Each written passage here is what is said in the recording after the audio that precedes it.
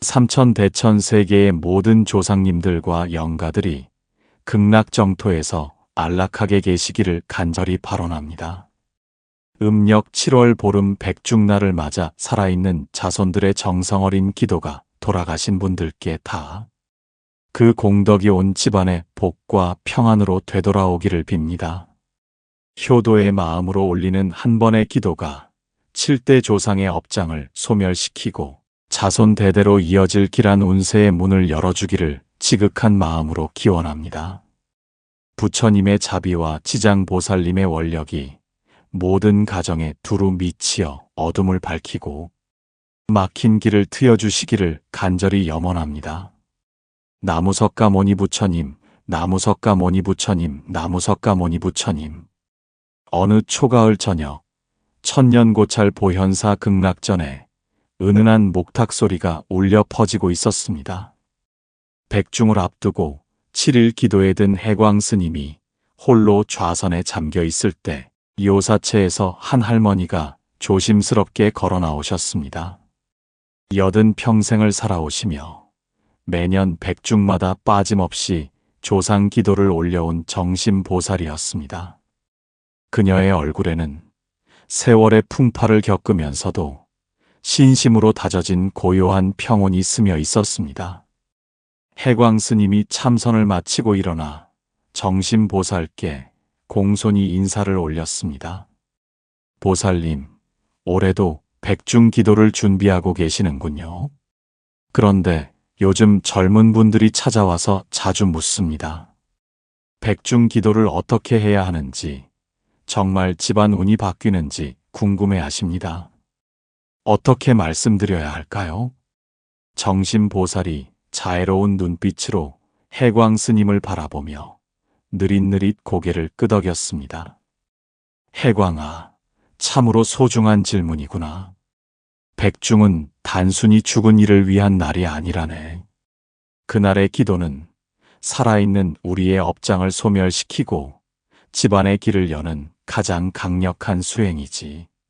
목걸련 존자가 지옥에서 고통받는 어머니를 위해 부처님께 가르침을 청했을 때 부처님께서는 백중날 승가에 공양을 올리고 그 공덕을 회양하라고 하셨다. 그러자 7대 조상이 모두 극락에 왕생했다고 하지 않느냐. 이것이 바로 백중 기도의 힘이다. 조상의 업장이 풀리면 그 복덕이 자손에게로 흘러들어 막혔던 길이 트이고 어려웠던 일들이 술술 풀리기 시작한다. 해광아, 오늘 그대에게 집안의 운을 바꾸는 백중 기도 3가지를 가르쳐 주겠다. 세존이시여, 첫 번째 기도는 무엇입니까? 정심보살이 멀리 보이는 산자락을 바라보며 천천히 말했습니다. 해광아, 첫 번째는 지장보살 명호 염송이다. 지장보살님은 지옥에서 고통받는 모든 중생을 구제하겠다는 대원을 세우신 분이다. 지옥이 비지 않는 한나는 성불하지 않으리라는 그 서원은 자손의 간절한 기도에 반드시 응답하시겠다는 자비의 맹세이다. 지장보살 본원경에서 부처님께서는 이렇게 말씀하셨다. 지옥에 떨어진 부모를 위해 자손이 지장보살의 명호를 염송하면 그 업장이 소멸되고 극락정토에 왕생하리라고. 한 부인이 있었는데 남편을 일찍 여인 후 홀로 자식들을 키우며 온갖 고생을 다했다. 그런데 어느 날부터 집안의 우환이 끊이지 않았다. 자식들은 사업에 실패하고 며느리들과는 갈등이 생기고 손자들마저 아프기 시작했다. 절망하던 그녀가 한 스님을 만나 조언을 구했더니 스님이 말했다. 돌아가신 시부모님과 남편의 업장이 풀리지 않아 집안에 막힘이 생긴 것 같으니 백중 기간 동안 지장보살님께 간절히 기도해 보라고. 그 부인은 그날부터 매일 새벽 3시에 일어나 나무지장보살을 1000번씩 염송하기 시작했다. 처음에는 습관처럼 했지만 며칠 지나니 기도할 때마다 돌아가신 분들의 얼굴이 떠오르며 눈물이 흘렀다. 백중날이 되자 꿈에서 시어머니가 나타나 환하게 웃으며 말했다. 며느리야, 고맙다. 내 덕분에 이제 편안한 곳으로 갈 수 있게 되었구나. 그 후부터 집안의 우환이 하나씩 해결되기 시작했다. 지장보살 염송은 어렵지 않다. 나무 지장보살 6글자만 마음에 새기고 하루에 100번이라도 정성껏 부르면 된다. 이를 위한 3가지 실천법을 알려주겠다. 첫째, 매일 같은 시간에 하라. 새벽이든 저녁이든 일정한 시간을 정해 규칙적으로 하는 것이 좋다. 둘째, 돌아가신 분의 이름을 함께 부르라. 나무지장보살, 아버지 홍길동 영가를 극락으로 인도해 주소서 하는 식으로 구체적으로 기도하라. 셋째, 100일 동안은 꾸준히 지속하라. 하루 이틀로는 큰 효과를 보기 어렵다. 최소 100일은 지속해야 조상의 업장이 풀린다. 며칠 후 해광 스님은 더욱 간절한 마음으로 정심보살을 찾았습니다. 보살님, 지장보살 염송에 대해서는 잘 이해했습니다. 그렇다면 2번째 기도는 무엇입니까? 정심보살이 바람에 흔들리는 연꽃을 바라보며 말했습니다. 해광아, 2번째는 천도제 올리기이다. 천도제는 돌아가신 분들의 영혼을 극락세계로 천도시키는 가장 강력한 의식이다. 혼자서도 할 수 있지만 승가와 함께 올릴 때 그 공덕이 배가 된다. 한 사업가가 있었는데 몇 년 전부터 사업이 계속 어려워졌다. 애써 시작한 일마다 중도에 좌절되고 믿었던 사람들에게 배신당하기도 했다. 점점 빚더미에 앉게 되자 가족들마저 뿔뿔이 흩어질 지경이 되었다. 그때 한 스님이 그에게 말했다. 조상 중에 원한을 품고 떠나간 분이 계시는 것 같으니 천도제를 올려보라고. 처음에는 미신이라고 생각했지만 더 이상 방법이 없어 백중날 천도제를 올렸다. 천도제를 올리는 동안 이상한 일이 일어났다. 재단에 놓인 영정사진이 흔들리더니 갑자기 눈물이 쏟아졌다. 그는 그제야 돌아가신 아버지에게 제대로 효도도 못하고 임종도 지키지 못했던 죄송함이 밀려왔다. 천도제가 끝난 후 며칠 지나지 않아 오랫동안 막혔던 사업 자금이 풀렸다. 그동안 연락이 끊어졌던 오랜 친구가 갑자기 연락해서 새로운 사업 기회를 제안하기도 했다. 불과 몇 달 만에 그의 삶이 완전히 달라졌다. 천도제는 절에서 올리는 것이 좋지만 집에서도 간단히 할 수 있다.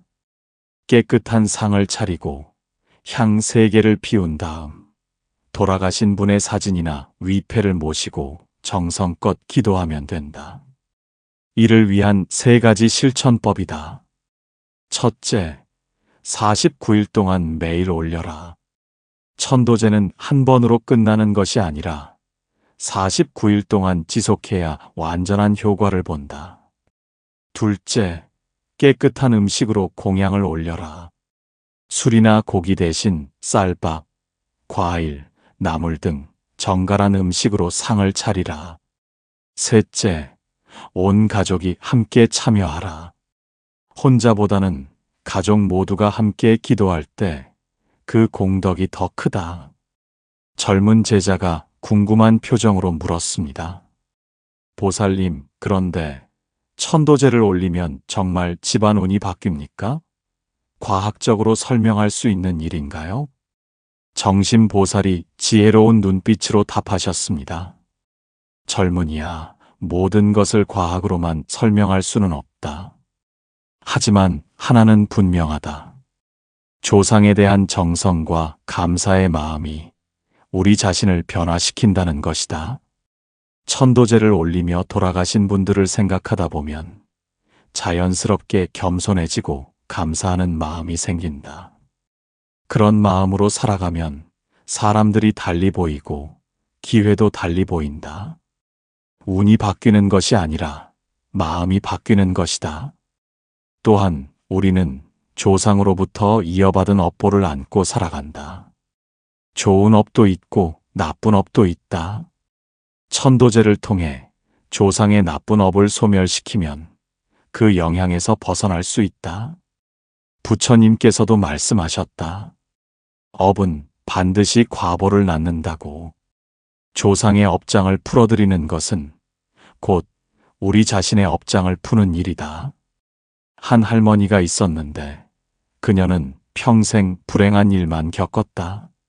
어릴 때 부모를 잃고 고아로 자랐고 결혼해서도 시집살이가 너무 힘들었다. 자식들마저 모두 일찍 세상을 떠나 홀로 남게 되었다. 그런 그녀가 어느 스님을 만나 조언을 들었다. 전생의 업장이 무거운 것 같으니 조상 천도를 정성껏 해보라고. 그녀는 그날부터 10년 동안 매년 백중마다 천도제를 올렸다. 신기하게도 천도제를 시작한 후부터 그녀의 마음이 점점 평온해졌다. 예전에는 세상을 원망하고 분노했는데 이제는 모든 것을 담담히 받아들일 수 있게 되었다. 비록 혼자 살고 있지만 마음이 편안하고 감사한 일들이 하나씩 생기기 시작했다. 상인인 제자가 현실적인 질문을 했습니다. 보살님, 장사하는 사람도 천도제를 올리면 도움이 될까요? 사업이 잘 안 되는 것도 조상과 관련이 있나요? 정신보살이 실용적으로 답하셨습니다. 물론이다. 사업이 막히는 것도 조상의 업장과 무관하지 않다. 특히 부정한 방법으로 재물을 모았거나 남을 속여 이익을 취한 조상이 있다면 그 업보가 자손에게 이어진다. 한 자영업자가 있었는데 작은 가게를 운영했지만 항상 적자였다. 손님은 많이 오는데 왜인지 돈이 모이지 않았다. 그런데 천도제를 올린 후 조금씩 상황이 달라지기 시작했다. 천도제를 올리며 돌아가신 아버지를 생각하다 보니 아버지가 평생 정직하게 장사하셨던 모습이 떠올랐다. 그는 자신도 아버지처럼 정직하게 장사해야겠다고 다짐했다. 그 후 손님들을 더 정성스럽게 대하고 물건도 좋은 것만 들여놓았다. 가격도 정당하게 받고 서비스도 친절하게 했다. 얼마 지나지 않아 단골 손님들이 늘어나고 입소문이 퍼져 매출이 크게 증가했다. 이처럼 천도제는 단순히 죽은 이를 위한 의식이 아니다. 그 과정에서 우리 자신이 성찰하고 변화하게 되는 수행이다. 어머니인 제자가 걱정스럽게 물었습니다. 보살님, 자식 교육에도 조상의 영향이 있나요? 아무리 잘 키우려고 해도 아이가 말을 안 듣고 공부도 하지 않아요. 정신보살이 자비롭게 답하셨습니다. 자식의 성품과 운명에도 조상의 업이 영향을 준다. 특히 조상 중에 학문을 소홀히 했거나 교육을 받지 못한 분이 있다면 그 한이 자손에게 영향을 줄 수 있다. 한 어머니가 있었는데 아들이 공부를 아무리 해도 성적이 오르지 않았다. 여러 학원을 다녀봐도 소용없었다.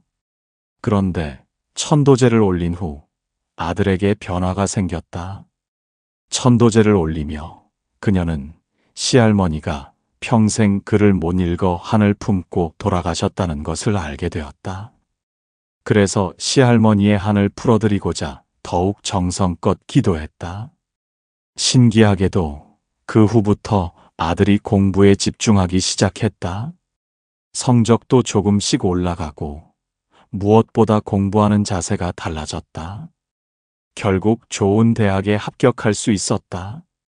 농부인 제자가 손을 들어 물었습니다. 보살님, 농사 짓는 사람은 어떤 천도제를 올려야 할까요? 요즘 농사가 잘 안 되어 걱정입니다. 정신보살이 친근하게 답하셨습니다. 농업에도 조상의 업이 큰 영향을 준다. 특히 토지와 관련된 업장이 있다면 농사가 잘 안 될 수 있다. 조상 중에 남의 땅을 부당하게 빼앗았거나 경계를 속여 넓혔던 분이 있다면 그 업보가 남는다. 천도제를 올릴 때는 토지신과 용왕님께도 함께 기도해야 한다. 땅의 기운을 정화하고 농작물이 잘 자랄 수 있도록 도움을 청하는 것이다. 한 농부가 몇 년 동안 농사를 망쳤는데 천도제를 올린 후 풍년을 맞았다는 이야기가 있다. 천도제를 올리며 땅에 대한 감사한 마음을 갖게 되고 더욱 정성스럽게 농사를 짓게 되었기 때문이다. 나이든 제자가 한숨을 쉬며 말했습니다. 보살님, 천도제에 대해서는 이해했습니다. 그렇다면 세 번째 기도는 무엇입니까? 정신보살이 자애로운 미소를 지으며 답하셨습니다. 해광아, 세 번째는 시주와 공덕 쌓기이다. 조상을 위한 기도도 중요하지만 그 마음을 실천으로 옮기는 것이 더욱 중요하다. 백중 기간 동안 가난한 이웃을 돕고 절에 시주하고 방생을 하는 등의 선행을 쌓으면 그 공덕이 조상에게도 회향되고 우리 자신에게도 복이 돌아온다. 한 부자가 있었는데 돈은 많았지만 집안에 우환이 끊이지 않았다. 사업도 자꾸 어려워지고 자식들도 사고를 치고 건강도 나빠졌다. 그는 이것이 자신의 업장 때문이라고 생각하고 큰 절에 거액을 시주했다. 하지만 별다른 변화가 없었다. 그때 한 스님이 말했다. 돈만 내는 것으로는 부족하다. 직접 가난한 사람들을 도와야 진정한 공덕이 된다고. 그는 그날부터 매주 무료 급식소에서 봉사하기 시작했다. 처음에는 체면 때문에 어색했지만 점점 보람을 느끼게 되었다. 가난한 사람들의 고생을 직접 보니 자신이 얼마나 복받은 삶을 살고 있는지 깨닫게 되었다. 그렇게 1년 동안 꾸준히 봉사한 후부터 집안의 우환이 하나씩 해결되기 시작했다. 사업도 다시 잘 되고 자식들도 말썽을 피우지 않게 되었다. 부처님께서도 말씀하셨다. 보시는 모든 수행의 기본이라고. 자신의 것을 남과 나누는 마음이 있어야 복을 받을 수 있다. 시주와 공덕 쌓기의 세 가지 실천법이다. 첫째, 정성껏 시주하라. 액수가 많고 적음보다는 진심이 담긴 시주가 중요하다. 둘째, 직접 봉사하라. 돈만 내는 것보다 몸소 남을 도울 때 더 큰 공덕이 된다. 셋째, 꾸준히 지속하라. 한 번으로 끝내지 말고 평생에 걸쳐 계속해야 참된 복을 받는다. 젊은 제자가 궁금해하며 물었습니다. 보살님, 그런데 시주를 하면 정말 집안 운이 바뀝니까? 구체적으로 어떤 변화가 일어나나요? 정신보살이 따뜻한 목소리로 설명하셨습니다. 먼저 마음의 변화가 일어난다. 시주를 하다 보면 자연스럽게 겸손해지고 감사하는 마음이 생긴다. 그런 마음으로 살면 사람들이 다르게 대해주고 기회도 많이 온다. 두 번째로 인맥이 좋아진다. 착한 일을 하다 보면 좋은 사람들을 만나게 된다. 그런 인연들이 나중에 큰 도움이 된다. 세 번째로 건강해진다. 남을 돕는 기쁨과 보람이 마음을 편안하게 해주고 근심 걱정이 줄어들어 몸도 건강해진다. 네 번째로 사업이 잘 된다. 베푸는 마음을 가진 사람에게는 사람들이 신뢰를 보낸다. 그 신뢰가 곧 성공의 밑거름이 된다. 다섯 번째로 자손이 잘 된다. 부모의 선행이 자식에게 좋은 영향을 준다. 자식들도 부모를 본받아 착하게 자라게 된다. 이 모든 변화는 우연이 아니라 인과응보의 법칙에 따른 것이다. 상인인 제자가 현실적인 질문을 했습니다. 보살님, 장사하는 사람은 어떤 시주를 해야 할까요? 어떻게 하면 사업에 도움을 받을 수 있을까요? 정신보살이 실용적으로 답하셨습니다. 장사하는 사람은 무엇보다 정직한 상거래를 해야 한다. 속이지 않고 바가지 씌우지 않고 품질 좋은 물건을 적정한 가격에 파는 것 자체가 시주다. 또한 매출의 일정 부분을 꾸준히 시주하는 것이 좋다. 많이 벌었을 때는 많이 내고 적게 벌었을 때는 적게 내더라도 꾸준히 하는 것이 중요하다. 한 자영업자가 매월 매출의 10분의 1을 시주하기로 했다. 처음에는 부담스러웠지만 그렇게 하다 보니 마음이 여유로워졌다. 돈에 대한 집착이 줄어들고 손님들을 더 정성스럽게 대하게 되었다. 그 결과 단골 손님이 늘어나고 입소문이 퍼져 매출이 크게 증가했다. 시주한 것보다 훨씬 많은 돈을 벌게 된 것이다. 부처님께서 말씀하셨다. 베푸는 만큼 받게 된다고.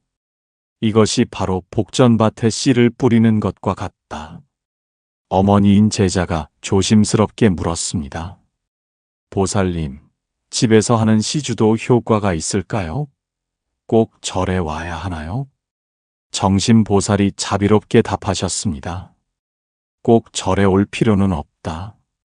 집 근처에 어려운 이웃을 돕는 것도 훌륭한 시주다. 독거노인에게 반찬을 갖다 드리거나 어려운 학생에게 학용품을 사주거나 유기동물을 돌보는 것도 모두 공덕이 된다. 한 주부가 있었는데 매주 혼자 사는 할머니께 밑반찬을 갖다 드렸다.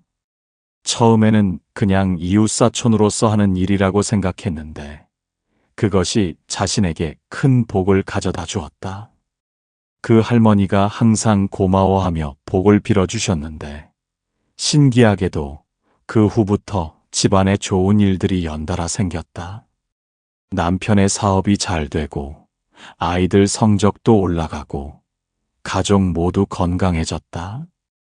이처럼 시주는 거창한 것이 아니다.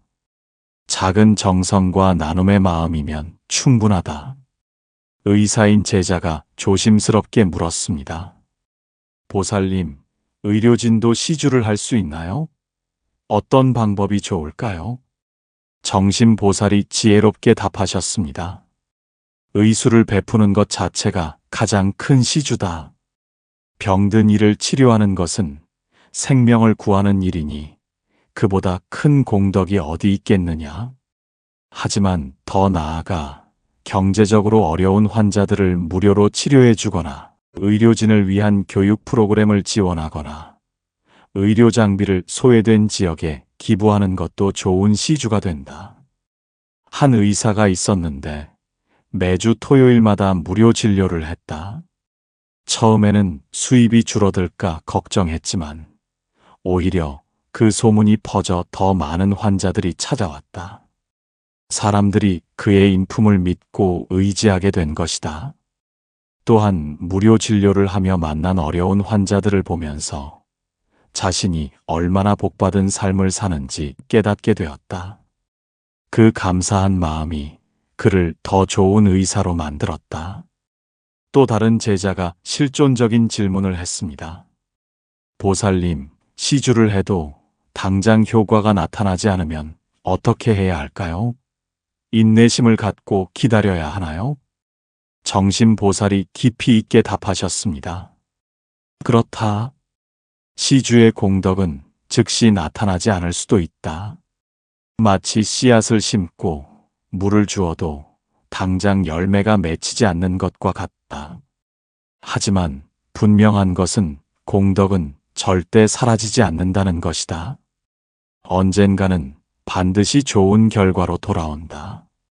때로는 자신에게 오지 않고 자식이나 손자에게 갈 수도 있다. 한 할머니가 평생 어려운 이웃을 도우며 살았는데 자신은 가난하게 생을 마감했다. 하지만 그녀의 손자가 훌륭한 사람으로 성장해 큰 성공을 거두었다. 이것이 바로 할머니의 공덕이 손자에게 회향된 것이다. 부처님께서 말씀하셨다. 선업은 백천겁이 지나도 사라지지 않는다고. 그러니 당장 결과가 보이지 않는다고 실망하지 말고 꾸준히 선행을 쌓아가라. 마지막으로 한 제자가 종합적인 질문을 했습니다.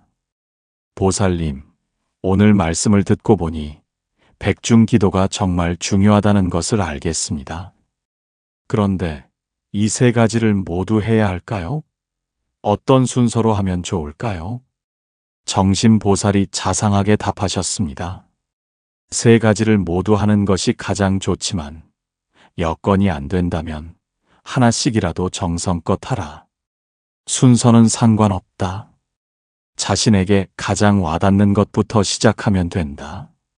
지장보살 염송은 언제 어디서나 할 수 있으니 가장 쉽게 시작할 수 있다. 천도제는 좀 더 준비가 필요하지만 효과가 크다. 시주와 공덕 쌓기는 평생에 걸쳐 해야 할 수행이다. 중요한 것은 형식이 아니라 마음이다. 조상에 대한 감사와 정성만 있다면 어떤 방법이든 효과가 있다. 또한 이 세 가지는 서로 연결되어 있다. 지장보살을 염송하다 보면 자연스럽게 천도제를 올리고 싶어지고 천도제를 올리다 보면 시주를 하고 싶은 마음이 생긴다. 가장 중요한 것은 백중 하루만 하고 끝내는 것이 아니라 평생에 걸쳐 지속하는 것이다. 그래야 진정한 효과를 볼 수 있다. 몇 주 후, 실제로 한 중년 여성이 해광 스님을 찾아왔습니다. 스님, 요즘 너무 힘듭니다. 남편 사업은 어려워지고 아이들은 말을 안 듣고 시어머니는 치매가 와서 돌보기 힘듭니다. 집안에 우환이 끊이지 않아요. 백중 기도를 하면 정말 도움이 될까요? 해광 스님은 자비로운 눈빛으로 그 여성을 바라보며 말했습니다. 보살님, 정말 고생이 많으십니다. 백중 기도는 분명히 도움이 됩니다. 하지만 하루아침에 모든 것이 바뀌지는 않습니다. 먼저 매일 지장보살님께 기도해 보세요. 나무 지장보살을 하루에 100번씩만 염송해도 마음이 편안해집니다. 그리고 가능하면 조상님들을 위한 천도제를 올려보세요. 돌아가신 분들의 업장이 풀리면 집안에 막힌 길도 뚫립니다. 마지막으로 어려운 이웃을 도와보세요. 자신이 힘들다고 해서 남을 외면하지 말고 작은 것이라도 나누려고 노력해보세요. 그 여성은 깊이 고개를 끄덕이며 눈물을 흘렸습니다. 몇 달 후 다시 찾아왔을 때는 얼굴이 훨씬 밝아져 있었습니다. 상황이 완전히 해결된 것은 아니지만 마음가짐이 달라지니 모든 것을 견딜 수 있게 되었다고 했습니다.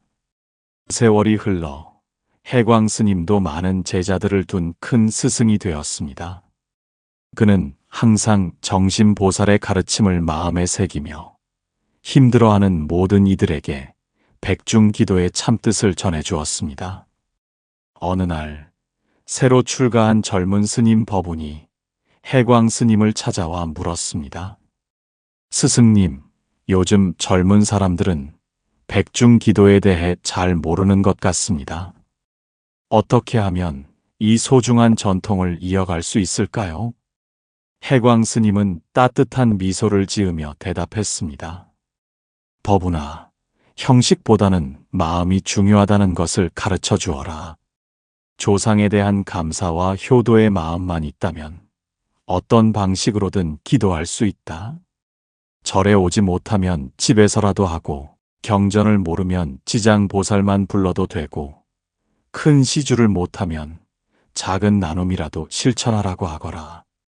무엇보다 백중 기도가 단순히 죽은 이를 위한 것이 아니라 살아있는 우리 자신을 위한 수행이라는 것을 깨닫게 해주어라. 버분아, 시대가 바뀌어도 조상에 대한 효심은 변하지 않는다. 그 마음만 있다면 백중 기도는 영원히 이어질 것이다. 그날 밤 버분 스님은 깊은 깨달음 속에서 새로운 다짐을 했습니다. 앞으로 더욱 정진하여 많은 사람들에게 이 소중한 가르침을 전하겠다고 서원했습니다. 이렇게 부처님의 가르침은 스승에서 제자로, 세대에서 세대로 면면이 이어져 갔습니다. 각자의 삶 속에서 백중 기도를 실천하며 조상을 모시고 집안의 복을 부르는 아름다운 전통이 계속되었습니다. 여러분도 이번 백중을 맞아 이 세 가지 기도를 실천해 보시기 바랍니다. 어렵게 생각하지 마시고 할 수 있는 것부터 시작하세요. 지장보살 명호 염송부터 시작해 보세요. 나무지장보살 6글자만 마음에 새기고 하루에 100번이라도 정성껏 불러보세요. 돌아가신 분들을 떠올리며 간절히 기도하면 그 공덕이 반드시 닿을 것입니다. 가능하면 조상님들을 위한 천도제도 올려보세요. 절에서 정식으로 올리는 것이 좋지만 집에서라도 정성스럽게 올리면 효과가 있습니다. 49일 동안 매일 올리는 것이 가장 좋습니다. 무엇보다 시주와 공덕 쌓기를 실천해 보세요. 큰 돈이 아니어도 괜찮습니다. 어려운 이웃을 돕고 작은 나눔을 실천하는 것만으로도 큰 공덕이 됩니다. 이 세 가지를 꾸준히 실천하면 집안의 업장이 소멸되고 복운이 열리기 시작할 것입니다. 막혔던 일들이 풀리고 어려웠던 문제들이 해결되고 가족 모두가 건강하고 평안해질 것입니다. 백중은 단순히 조상을 위한 날이 아닙니다. 살아있는 우리가 더 나은 삶을 살기 위한 소중한 기회입니다. 조상에 대한 감사와 효도의 마음으로 정성껏 기도하면 그 공덕이 온 집안에 복으로 돌아올 것입니다. 부처님께서 목걸련 존자에게 말씀하신 그 가르침이 오늘도 우리에게 살아 있습니다.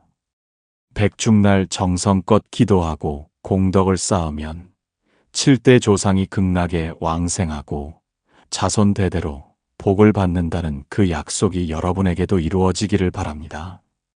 기억하십시오.